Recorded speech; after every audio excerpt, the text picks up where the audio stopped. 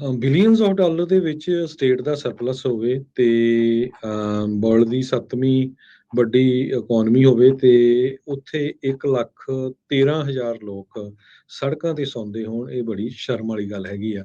San Francisco ਸ਼ਹਿਰ, ਜਿਸ ਨੂੰ ਨੈਂਸੀ ਪਲੋਸੀ ਕਾਂਗਰਸ 'ਚ ਲਗਭਗ 35-40 ਸਾਲ ਤੋਂ ਰਿਪਰੈਜ਼ੈਂਟ ਕਰ ਰਹੀ ਆ, ਕੱਲੇ ਸੈਨ ਫਰਾਂਸਿਸਕੋ ਸ਼ਹਿਰ 'ਚ 4400 ਤੋਂ ਵੱਧ ਕੇ ਹੋਮਲੈਸ ਲੋਕਾਂ ਦੀ ਗਿਣਤੀ 5000 ਹੋ ਗਈ ਇੱਕ ਸਾਲ ਦੇ ਵਿੱਚ, ਪਿਛਲੇ ਸਾਲ 'ਚ।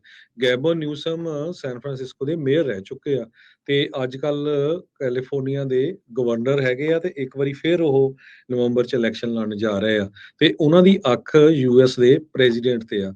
ਸੋ ਜੇ ਇਹ ਸਾਰੀ ਗੱਲ ਨੂੰ ਦੇਖਿਆ ਜਾਵੇ, ਹੋਮਲੈਸਨੈਸ ਇਸ਼ੂ ਨੂੰ ਕੈਲੀਫੋਰਨੀਆ ਦੇ ਵਿੱਚ ਇੰਨਾ ਜ਼ਿਆਦਾ ਜਿਹੜਾ ਵਾਧਾ ਹੋਇਆ ਆ, ਸੋ ਇਹ ਕਿੰਨਾ ਕੁ ਅਸਰ ਜਿਹੜਾ ਆਉਣ ਵਾਲੀਆਂ ਵੋਟਾਂ ਤੇ ਪਊਗਾ, ਇਹ ਇੱਕ ਬਹੁਤ ਵੱਡਾ ਕੁਐਸਚਨ ਹੈਗਾ ਆ। ਹਾਲਾਂਕਿ ਸਟੇਟ ਨੇ 12 ਬਿਲੀਅਨ ਡਾਲਰ ਕੁਝ ਸਾਲਾਂ ਦੇ ਵਿੱਚ ਵੱਖ-ਵੱਖ ਸ਼ਹਿਰਾਂ ਨੂੰ ਦਿੱਤੇ ਹੈਗੇ ਆ, ਹੋਰ ਘਰ ਬਣਾਉਣ ਤੇ ਸ਼ੈਲਟਰ ਬਣਾਉਣ ਦੇ ਲਈ। ਜੀ ਬਿਲਕੁਲ। ਸੋ ਇਹ ਮਸਲਾ ਕਾਫੀ ਜਿਹੜਾ ਆ ਗੰਭੀਰਤਾ ਦੇ ਨਾਲ ਵਿਚਾਰਿਆ ਜਾ ਰਿਹਾ। ਅਗਲੀ ਖਬਰ ਲਿਵਿੰਗਸਟਨ ਮਰਸੈਟ ਦੇ ਇਲਾਕੇ ਤੋਂ ਆ ਰਹੀ ਆ। ਇੱਥੇ ਇੱਕ ਪੰਜਾਬੀ ਮੂਲ ਦਾ ਜਿਹੜਾ 43 ਸਾਲਾਂ ਦਾ ਨਵਨੀਤ ਔਲਖ, ਉਸ ਦੀ ਹੱਤਿਆ ਕਰ ਦਿੱਤੀ ਗਈ ਸੀ 31 ਅਗਸਤ ਨੂੰ। ਅਧਿਕਾਰੀਆਂ ਨੇ ਅੱਜ ਐਲਾਨ ਕੀਤਾ ਹੈ ਵੀ ਉਸ ਨੂੰ ਜਿਨ੍ਹਾਂ ਨੇ ਵੀ ਸਸਪੈਕਟਸ ਆ, ਜਿਨ੍ਹਾਂ ਨੇ ਵੀ ਗੋਲੀਆਂ ਚਲਾਈਆਂ, ਜੇ ਕੋਈ ਉਹਨਾਂ ਸਸਪੈਕਟਸ ਨੂੰ ਫੜਾਉਣ ਦੇ ਵਿੱਚ ਜਾਂ ਉਸ ਦੀ ਕਨਵਿਕਸ਼ਨ ਕਰਵਾਉਣ ਦੇ ਵਿੱਚ ਕੋਈ ਮਦਦ ਕਰਦਾ ਆ ਤਾਂ $25,000 ਉਸ ਨੂੰ ਇਨਾਮ ਦਿੱਤਾ ਜਾਵੇਗਾ। ਵਾਲਨਟ ਐਵੀਨਿਊ ਤੇ ਫਰੈਂਸੀ ਸਟਰੀਟ, ਇੱਥੇ ਕਹਿੰਦੇ ਇਲਾਕੇ ਦੇ ਵਿੱਚ ਇਹ ਇਲਾਕੇ 'ਚ ਬਹੁਤ ਜ਼ਿਆਦਾ ਪੰਜਾਬੀ ਰਹਿੰਦੇ ਆ। ਇਹ ਫੋਸਟਰ ਫਾਰਮ ਦੇ ਇਲਾਕੇ ਦਾ ਇਹ ਇਲਾਕਾ ਆ, ਜਿੱਥੇ ਆਲਰੇਡੀ ਕਈ ਬਜ਼ੁਰਗ ਜਿਹੜੇ ਉੱਥੇ ਕੰਮ ਕਰਨ ਵਾਲੇ ਉਹਨਾਂ ਅਪਾਰਟਮੈਂਟ ਬਿਲਡਿੰਗਸ ਦੇ ਵਿੱਚ ਰਹਿੰਦੇ। ਕਹਿੰਦੇ ਵੀ ਉਸੇ ਦੌਰਾਨ ਹੀ ਉਸੇ ਇਲਾਕੇ ਦੇ ਵਿੱਚ ਹੀ ਨਵਨੀਤ ਔਲਖ ਦੇ ਉੱਤੇ ਕਿਸੇ ਨੇ ਗੋਲੀਆਂ ਜਿਹੜੀਆਂ ਉਹ ਚਲਾ ਦਿੱਤੀਆਂ ਸੀ।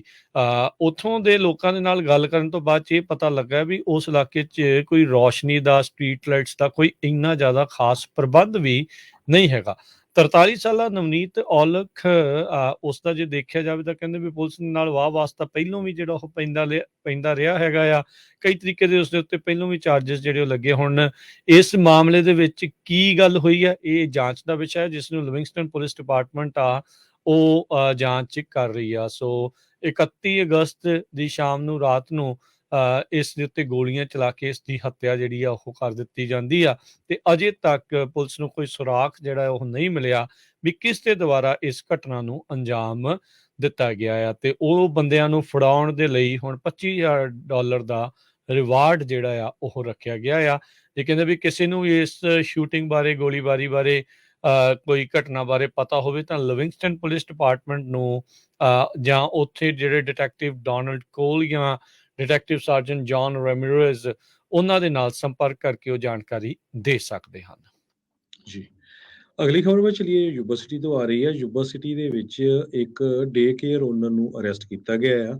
ਚਾਰਜ ਉਤੇ ਚਾਈਲਡ ਅਬਿਊਜ਼ ਦੇ ਲਾਏ ਗਏ ਹੈਗੇ ਆ। ਯੂਬਾ ਸਿਟੀ ਦੇ ਡੇ ਕੇਅਰ ਓਨਰ ਨੇ ਕਹਿੰਦੇ ਵੀ ਇੱਕ ਬੱਚੇ ਨੂੰ ਬਹੁਤ ਬੁਰੀ ਤਰ੍ਹਾਂ ਗ੍ਰੈਬ ਕੀਤਾ ਤੇ ਸਟਰ ਕਾਉਂਟੀ ਸ਼ੈਰਿਫ ਆਫਿਸ ਦੇ ਮੁਤਾਬਕ ਰਾਸ਼ਲ ਰਾਇਆ, ਉਸ ਨੂੰ ਅੱਜ ਸਵੇਰੇ ਜੋ ਆ ਅਰੈਸਟ ਕਰ ਲਿਆ ਗਿਆ, ਕਿਉਂਕਿ ਬੱਚੇ ਦੇ ਕਟਸ ਤੇ ਬਰੂਜ਼ਸ ਸੀਗੇ।